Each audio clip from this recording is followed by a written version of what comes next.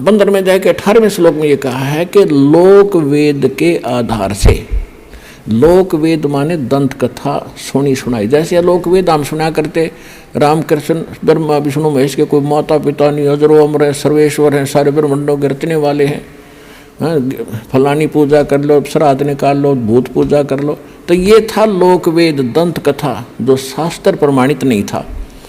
तो इसी ऐसे ज्ञान को लोक वेद कहते हैं। कबीर साहब हमें उदाहरण देते हैं कि पीछे लग गया जाऊं था मैं लोक वेद के साथ, रास्ते में सतगुरु मिल गए, दीपक दे दिया हाथ।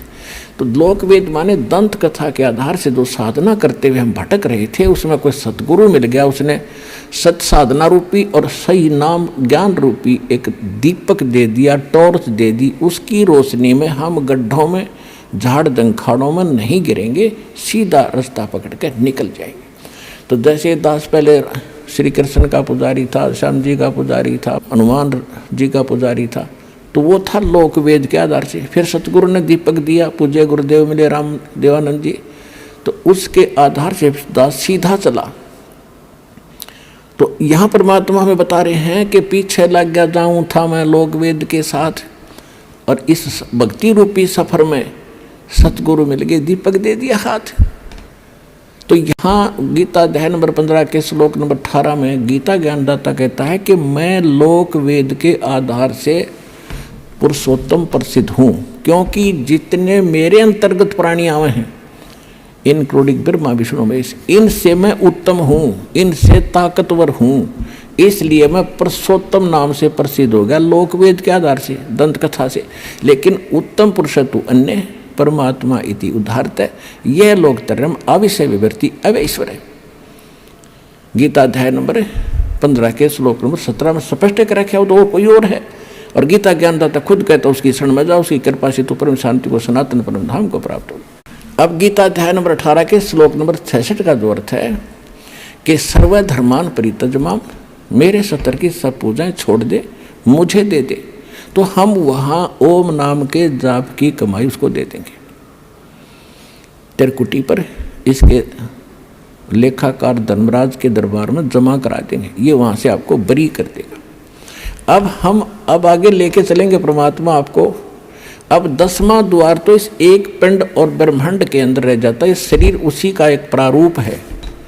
इससे आगे निकलेगा फिर सूक्ष्म रूप से, फिर जाएगा 11वें द्वार पे।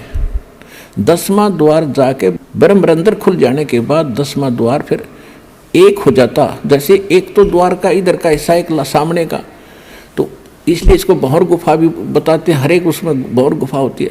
तो इसका लास्ट आखिरी एंड जो 10वें द्वार का जाके समाप्त होगा 11वें द्वार, आगे जाके 11वां द्वार पाओगा, जहाँ इस अक्षर पुरुष के लोक में प्रवेश करेंगे। वो 11वां द्वार है। 21 ब्रह्मांड एक पूरा पैक्ड है, 7 संग ब्रह्मांड अलग से पैक्ड है। तो उनके बीच में एक ही द्वार है और सामने वाले में भी एक ही द्वार है। तो वो द्वार ऐसे घूम कर जाता है और उसमें जाके खुलता है।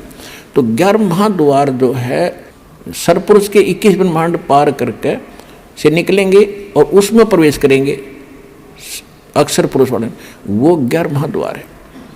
फिर अक्षर पुरुष के लोकों को पार करते हुए 7 संग ब्रह्मांडों को हम पार करके आगे जाएंगे। वहाँ जो तत्व मंत्र है सांकेतिक सतनाम के अंदर 2 अक्षर में जो एक मंत्र है ओम से दूसरा, इसकी कमाई हम वहाँ देंगे और उसके 7 संग ब्रह्मांडों को पार करने का वो टैक्स है, उसका किराया है।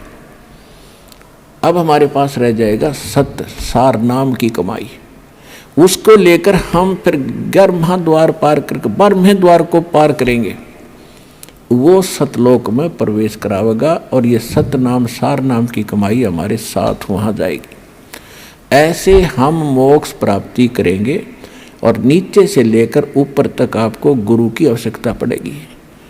तो यहाँ कहते हैं गुरु बिन माला फेरते, गुरु बिन देते दाने, गुरु बिन दोनों निष्फल हैं चाहे पूछो वेद पुराण।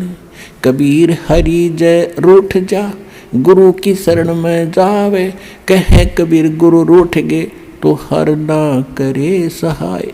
अब रामानंद जी का प्रकरण अभी बहुत शेष रह गया है, फिर आगे बताएंगे, क्योंकि इन महापुरुषों को आधार बना के आपको यथार्थ ज्ञान से परिचित कराया जाता है। ये सत्संग का उद्देश्य होता है कि उसमें सत्य ज्ञान ही बताया जाए।